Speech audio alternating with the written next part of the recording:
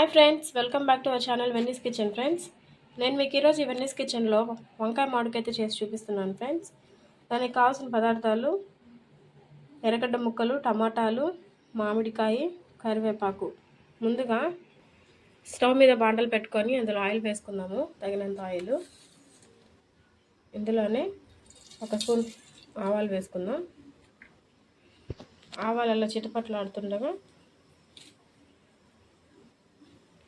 కరివేపాకు వేద్దాం. కరివేపాకు ఇలా చిటపట్లు ఆడుతున్నప్పుడు కట్ చేసి పెట్టుకుని ఎర్రగడ్డ ముక్కలు వేసుకున్నాం. ఈ ఎర్రగడ్డ ముక్కలు బాగా వేగేంత వరకు బాగా వేయించుకున్నాం. ఫ్రెండ్స్,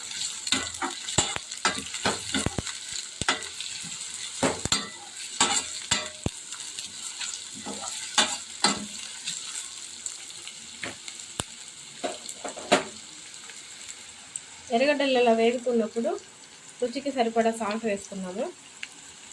ఎర్రగడ్డలు వేగేటప్పుడు సాల్ట్ కానీ వేసామంటే ఎర్రగడ్డలు అనేది తొందరగా వేగిపోతాయి.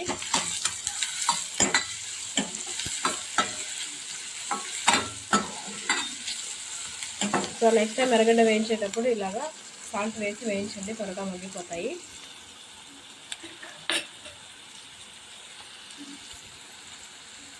ఈ ఎర్రగడ్డలు ఇలా మగ్గుతున్నప్పుడు ఇందులో ఇప్పుడే టమాటా ముక్కలు కూడా వేసేసుకుందాము. నోటికి పుల్ల పుల్లంగా కారంగా తినాలనిపించినప్పుడు ఈ కర్రీని ఒకసారి చేసుకొని తిని చూడండి, చాలా బాగుంటుంది.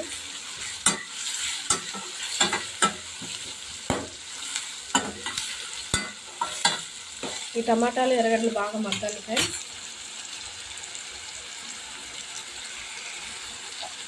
మూత పెట్టుకొని బాగా మగ్గాలి.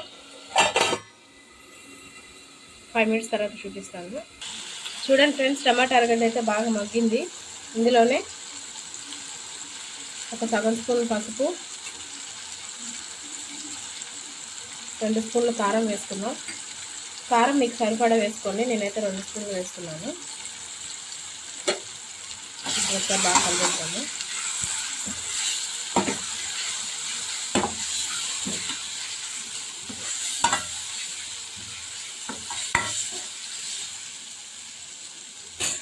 ఇందులోనే ఇప్పుడు కట్ చేసి పెట్టుకున్న మామిడికాయ ముక్కలు వేసేసుకున్నాం.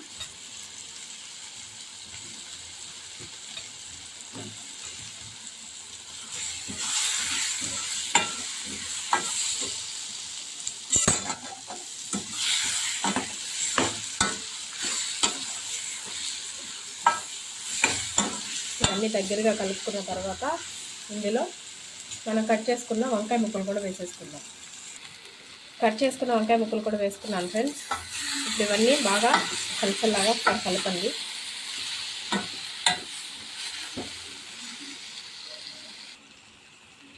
ఇలాగన్నీ కలుపుకున్న తర్వాత ఇందులో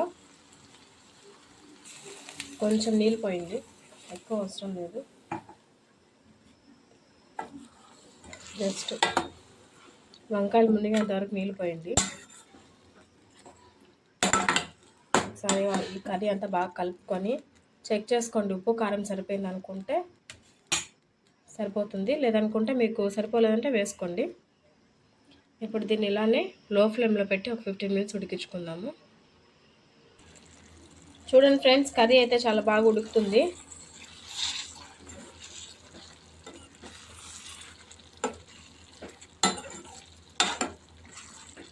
కర్రీ అయితే చాలా టేస్టీగా ఉంది. ఫ్రెండ్స్, మీరు కూడా తప్పకుండా ట్రై చేయండి.